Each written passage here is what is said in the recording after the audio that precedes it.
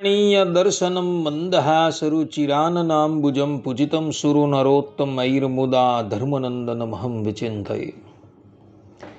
असतो मा षट्गमय तमसो मा ज्योतिर्गमय मृत्युर्मा अमृतं गमयः।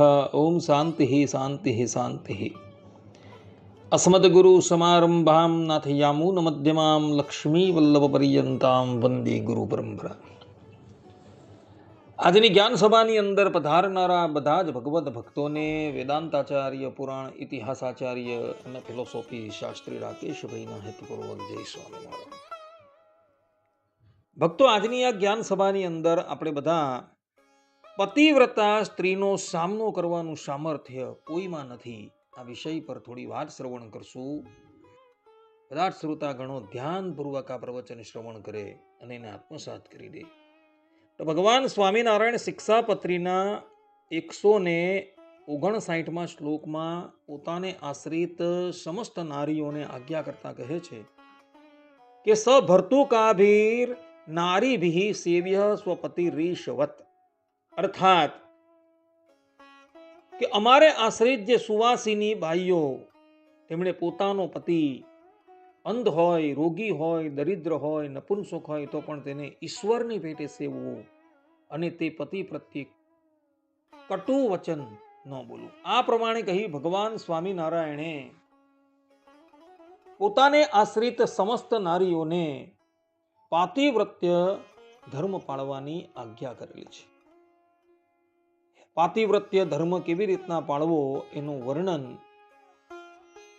મહાભારતમાં, સતી ગીતામાં તથા આપણા સંપ્રદાયના મુક્તાનંદ સ્વામીએ જે સતી ગીતા નામનો ગ્રંથ બનાવેલો છે એમાં એના ધર્મો જોવા મળે છે. તો જે નારી એ ધર્મ પ્રમાણે પોતાનું જીવન વ્યતીત કરે છે એ પતિવ્રતા નારી અસાધારણ કાર્ય કરવાને અર્થે પણ સક્ષમ થઈ જાય છે. વેદો છે, પુરાણો છે, ધર્મશાસ્ત્રો છે, એમાં જેટલા પતિવ્રતાના મહિમાના વચનો જોવા મળે છે એટલા તો પુરુષો વિશે પણ વચનો જોવા મળતા નથી. કારણ કે એક પતિવ્રતા નારી જ પોતાના સામર્થ્યથી આ સંપૂર્ણ ધરાતલને પણ ધારવાને સક્ષમ હોય છે. એક પતિવ્રતા નારી જ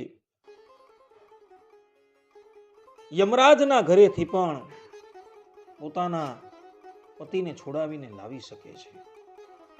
એનું કારણ એ કે એવી નારીઓમાં પોતાના પાતિવ્રત્ય ધર્મનું બળ હોય છે અને એને લઈને એ અસાધારણ કાર્ય કરવાને અર્થે પણ સક્ષમ થઈ જાય છે. આવી જ એક નારી પ્રતિષ્ઠાનપુરની અંદર રહેતી હતી, જેનું નામ હતું શાંડિલી, જેણે પોતાના પાતિવ્રત્યના બળથી સૂર્યની ગતિને પણ રોકી દીધેલી હતી.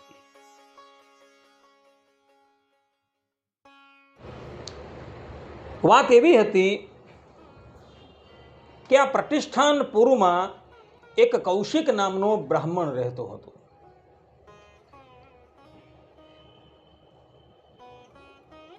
અને એના લગ્ન એક શાંડિલી નામની કન્યાની સાથે થયા હતા. કુસંગના યોગને લઈને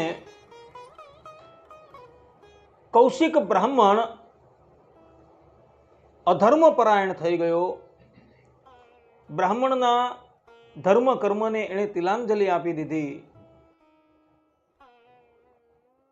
અને મદિરાપાન, અભક્ષ્ય ભક્ષણ, અપેય પાન એ બધું કરવા લાગ્યું.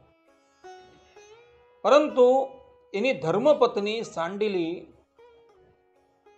પોતાના પતિની આ પ્રમાણેની ક્રિયા જોવા છતાં પણ એની ઈશ્વર ભાવથી સેવા કરતી હતી. કૌશિક એને મારે, તાડીત કરે, અપશબ્દ બોલે, છતાં પણ એ મૂંગે મોડે સહન કરે. એક સમયની વાત હતી, આ કૌશિક બ્રાહ્મણ પોતાના કુકર્મને લઈને અસાધ્ય રોગનો ભાજી થયો. એના આખા શરીર પર કોળ નીકળી આવ્યો અને એમાંથી દુર્ગંધ મારતું પ્રવાહી નીકળવા લાગ્યું. છતાં પણ શાંડિલી એની ખૂબ ભાવથી સેવા કરતી હતી. રોગી અવસ્થામાં પણ આ બ્રાહ્મણ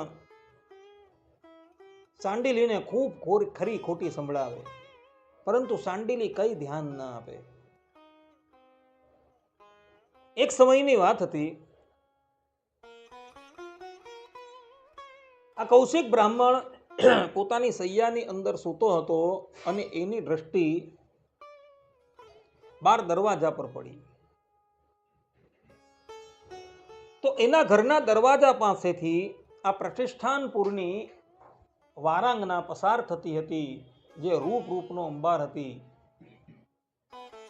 અને એના પર આ કૌશિકની દ્રષ્ટિ પડીને એટલે એને જોઈને મોહિત થઈ ગયો અને મનોમન વિચાર કરવા લાગ્યો કે મારું આની સાથે મિલન થાય તો કેટલું સારું. એણે પોતાની ધર્મપત્ની શાંડિલીને બધી વાત કરી કે તું કેમેય કરીને આ વારાંગની સાથે મારો મેળાપ કરાવ. શાંડિલી પતિવ્રતા હતી. પોતાના પતિની ઈચ્છા ની એ અપૂર્તિ કેવી રીતના કરી શકે? એ જાણે છે કે આ અધર્મ છે, છતાં પણ એને એના પતિ પ્રત્યે ઈશ્વર બુદ્ધિ હતી, એટલે એણે કહ્યું કે ભલે, કઈ વાંધો નહીં.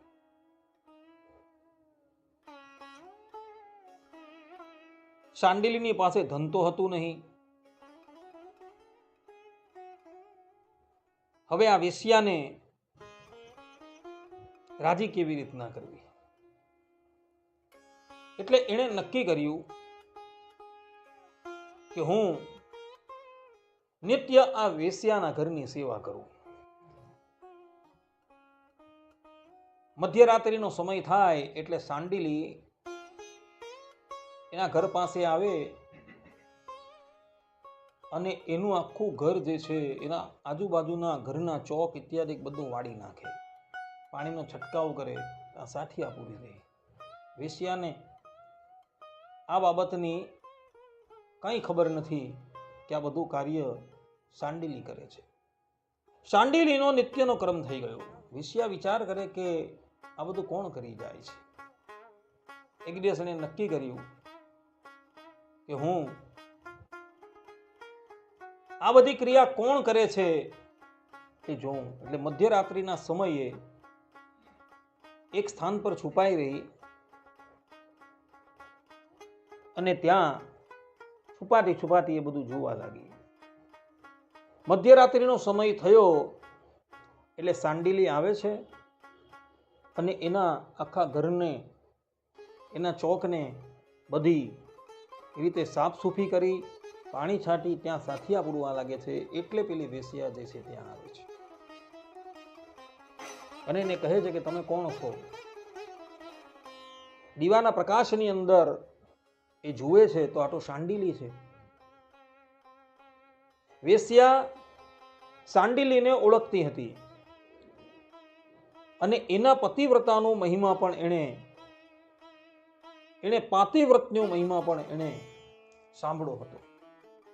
એટલે પેલી વેશ્યા શાંડિલીના ચરણમાં પડી ગઈ અને કહે છે કે બેન, તમે આ શું કાર્ય કરો છો? હું એક બહુ જ નીચ મનુષ્ય છું અને તમે મારા ઘરની સેવા કરો છો.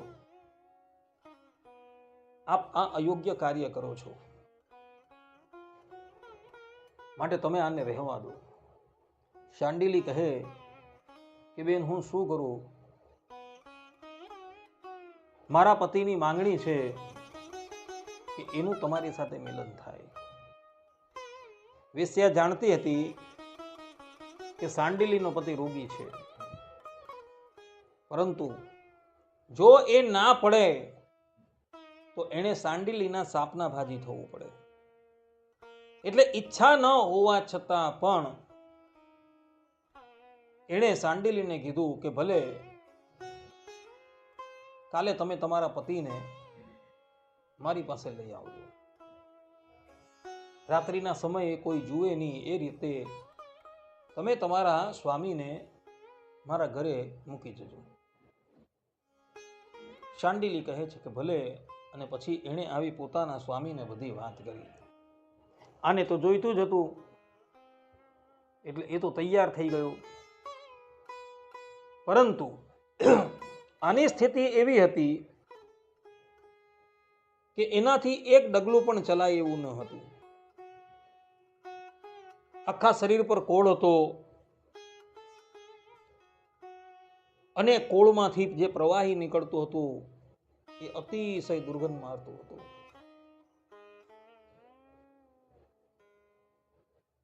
શાંડિલીએ પોતાના પતિને પોતાની પીઠની ઉપર ઉઠાવી દીધો અને મધ્યરાત્રિના સમયે એને વેશ્યાલય તરફ લઈ જતી હતી. માર્ગની અંદર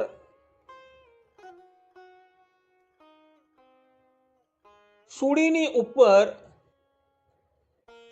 માંડવ્ય ઋષિને જે લટકાવેલા હતા એ સ્થાન આવ્યું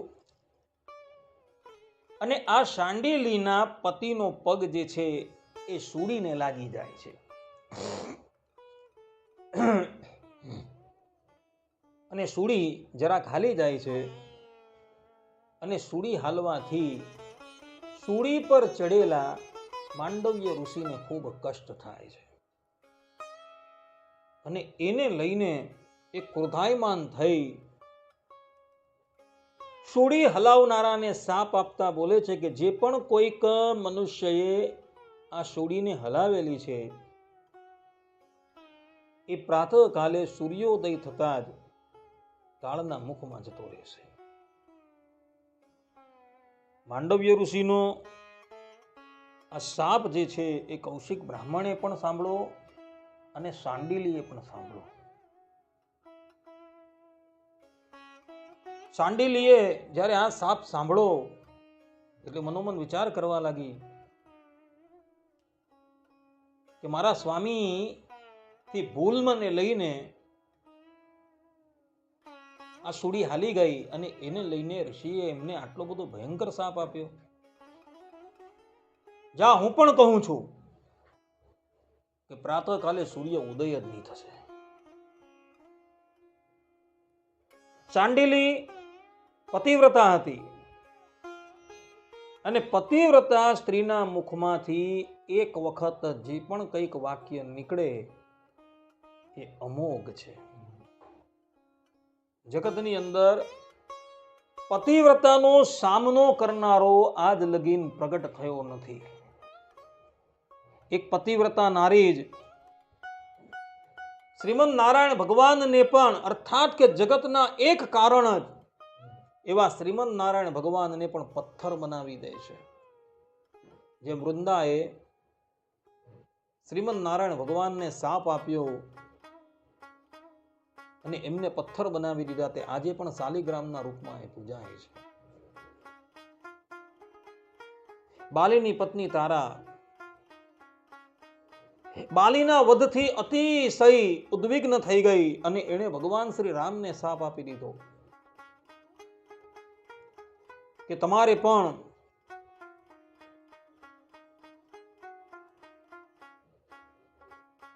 એક દિવસ તમારી પત્નીની ઉપર સંદેહ કરવો પડશે. તમારી પત્ની જે રાક્ષસ દ્વારા હરાયેલી છે અને તમારી પાસે આવશે ત્યારે તમે પણ એના પર સંદેહ કરશો. અને જ્યારે ભગવાન શ્રી રામે લંકાને જીતી લીધી અને વિભીષણ આદિક સીતાજીને ભગવાન શ્રી રામની પાસે લાવે છે ત્યારે ભગવાન શ્રી રામ એમના ચરિત્ર પર પણ સંદેહ કરે છે. આ વાત કૃતવાસ રામાયણની અંદર લખાયેલી છે. પતિવ્રતાનું એવું સામર્થ્ય છે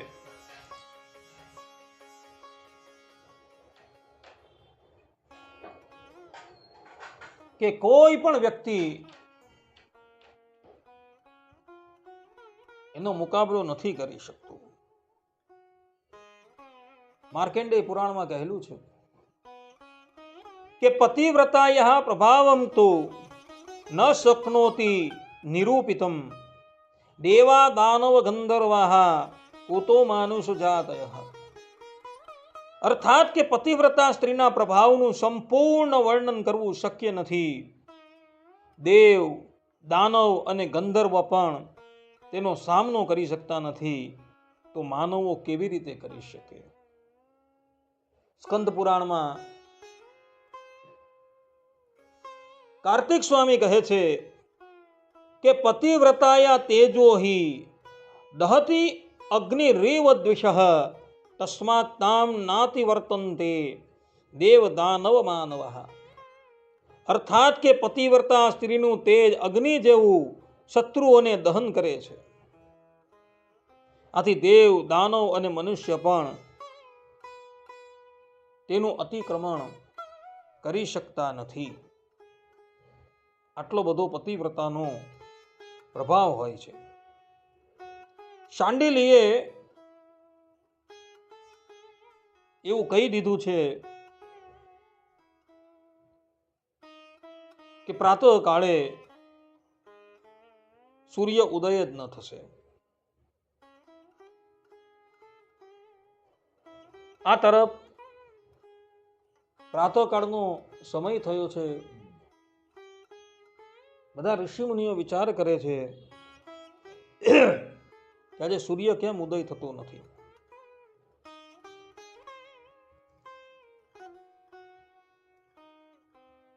સૂર્ય દેવતા પણ પતિવ્રતા એવી શાંડિલીના વચનને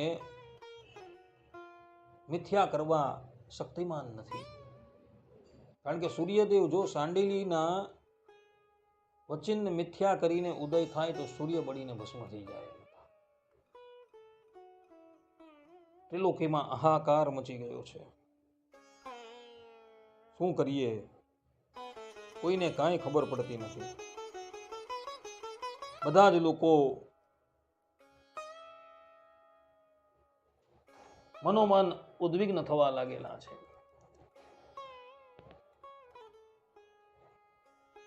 ઋષિ મુનિઓના, મનુષ્યના ધર્મ લોપાવા લાગેલા છે. દેવતાઓ, ઋષિ મુનિઓ ભેગા થઈને પરમ પતિવ્રતા એવા માતા અનસુયાની પાસે આવેલા છે અને માતા અનસુયાને કહે છે કે માતા, તમે જ એક એવા છો કે જે શાંડિલીને સમજાવી શકો એમ છો. કારણ કે તમારા સિવાય એ કોઈનું માનશે નહીં. આ પ્રમાણે જ્યારે બધા દેવતાઓએ તથા ઋષિઓએ અનસુયા માતાને વિનંતી કરી એટલે અનસુયા માતા શાંડિલીની પાસે આવે છે અને શાંડિલીને સમજાવે છે. શાંડિલી કહે કે માતા, માંડવ્ય ઋષિએ સ્વામીને શાપ આપેલો છે કે પ્રાતઃકાલ થતા જ મારા સ્વામીનું મૃત્યુ થશે. મારા સ્વામી જેવા હોય તેવા, પરંતુ મને પ્રિય છે. પ્રાતઃકાલ થતા મારા સ્વામી મૃત્યુ પામે એના કરતા સૂર્ય ઉદય જ ન થાય. શાંડિલીની વાત સાંભળી માતા અનસુયા કહે છે કે દેવી, તમે સૂર્યને ઉદય થવા દેવો. સૂર્ય ઉદય થતા તમારા પતિ મૃત્યુ પામશે, પરંતુ હું મારા પાતિવ્રત્યના પ્રભાવથી એને જીવિત કરીશ અને એને રોગથી પણ મુક્ત કરી દેવા. આ પ્રમાણે જ્યારે કહ્યું ને એટલે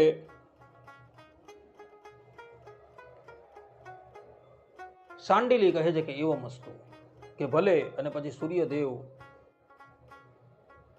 ક્ષિતિજ પર પ્રગટ થાય છે અને જેવા સૂર્યદેવ ઉદય થાય છે ત્યાં જ શાંડિલીનો પતિ મૃત્યુ પામી જાય છે અને માતા અનસૂયા પોતાના પાતિવ્રત્યના પ્રભાવથી શાંડિલીના પતિ કૌશિકને જીવિત કરી દે છે.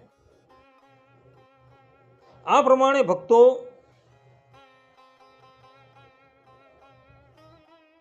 પતિવ્રતાના પ્રભાવથી,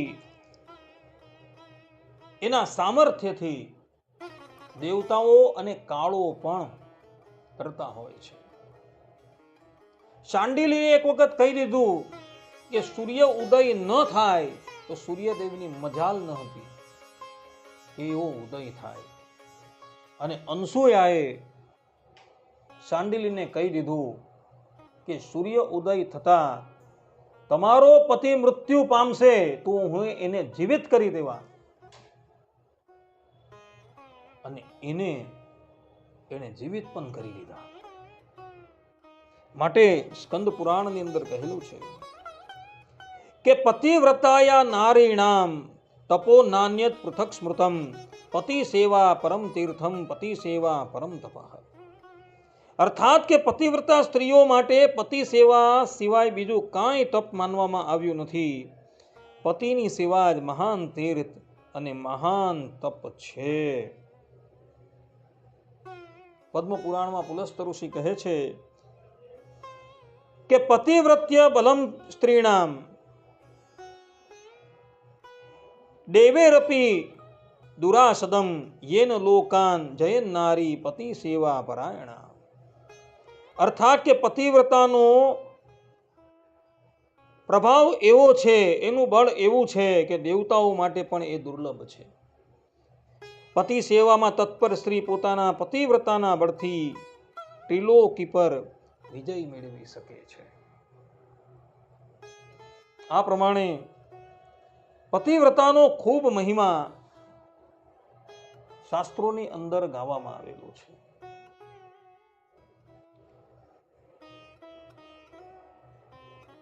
આ સંપૂર્ણ ધરાતલને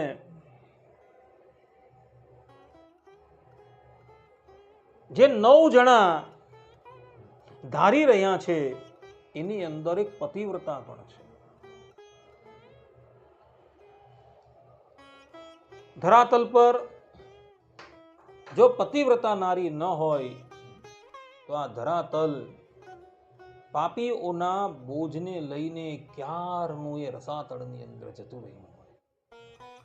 પરંતુ એક પતિવ્રતા એવી હોય છે કે જે પોતાના પાતિવ્રત્યના પ્રભાવથી આ ધરાતલને પણ ધારણ કરતી હોય છે.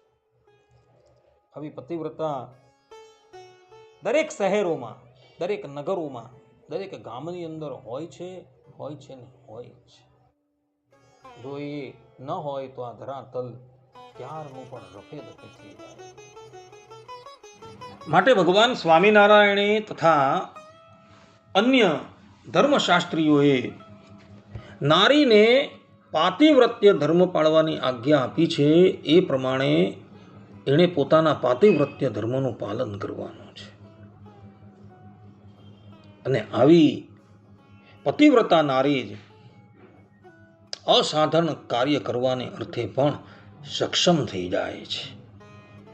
બધા જ લોકો આ વાત જે છે એ હૃદયંગમ કરી દેજો. આટલું કહીને હું મારા પ્રવચનને અહીં વિરામ આપું છું. સર્વે સંતુ નિરામયઃ, સર્વે સુખીનો ભવંતુ, સર્વે ભદ્રાણિ પશ્યન્તુ, મા કશ્ચિત દુઃખાગ ભવેત. અસ્તુ. જય સ્વામિનારાયણ.